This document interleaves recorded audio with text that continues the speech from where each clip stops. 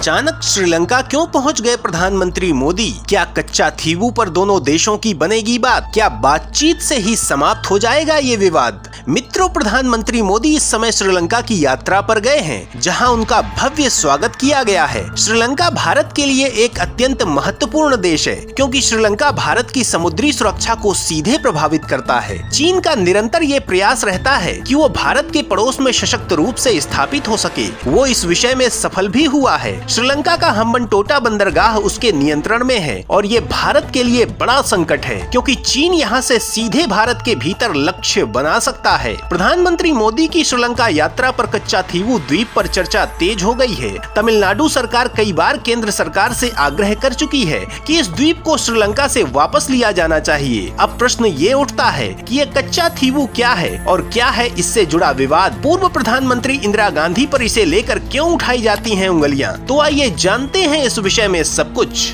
भारत श्रीलंका के मध्य समुद्र में स्थित है कच्चा थीवू। सामरिक दृष्टिकोण से भारत के लिए है अत्यंत महत्वपूर्ण। भारत और श्रीलंका के मध्य एक बहुत विशाल समुद्री क्षेत्र है। इस समुद्री क्षेत्र को पाक स्ट्रेट कहा जाता है और इसमें बहुत से द्वीप हैं। इन्हीं द्वीपों में से एक द्वीप का नाम है कच्चा थीवू। श्रीलंका की वेबसाइट के अनुसार ये द्वीप 285 एकड़ में फैला हुआ है। ये बंगाल की खाड़ी और अरब सागर को जोड़ता है। ये द्वीप 14वीं शताब्दी में एक ज्वालामुखी के विस्फोट से बना था।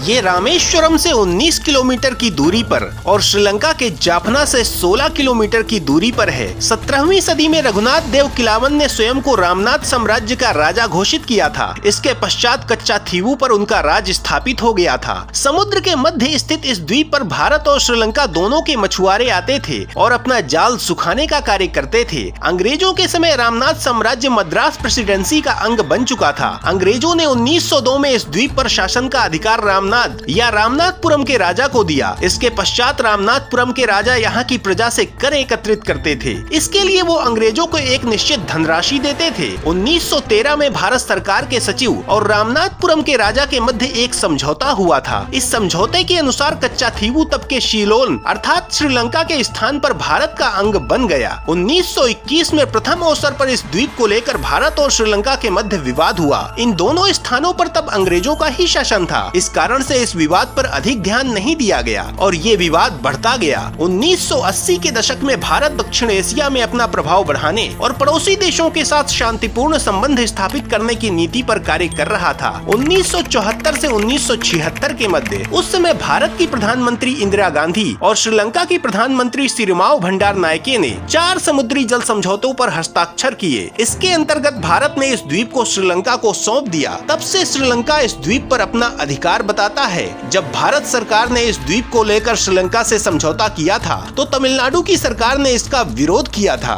तमिलनाडु सरकार ने प्रधानमंत्री को लिखा था पत्र।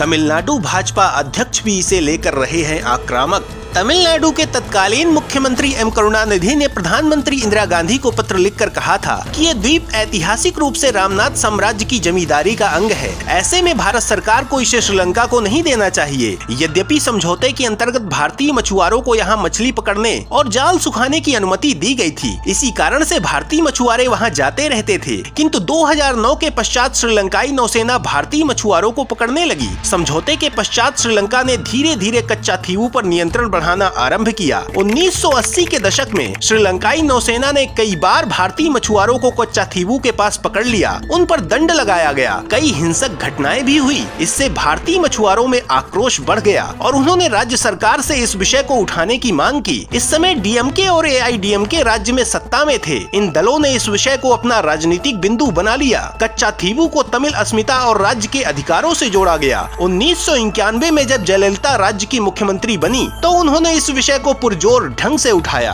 और केंद्र सरकार पर दबाव बनाया गया कि श्रीलंका से कच्चा थीवू को वापस लिया जाए। भारत श्रीलंका समझौते के 15 वर्ष पश्चात ही तमिलनाडु विधानसभा ने कच्चा थीवू को भारत में मिलाने की मांग को लेकर एक प्रस्ताव पास किया। 1983 में जब श्रीलंका के भीतर गृह युद्ध छिड़ गया था, श्रीलंका के उत्तरी भाग में एलटीटीई का नियंत्रण हो गया था। ऐसे में तमिल मछुआरों को इस द्वीप तक जाने में कोई समस्या नहीं थी और ये विवाद कुछ समय के लिए थम गया था।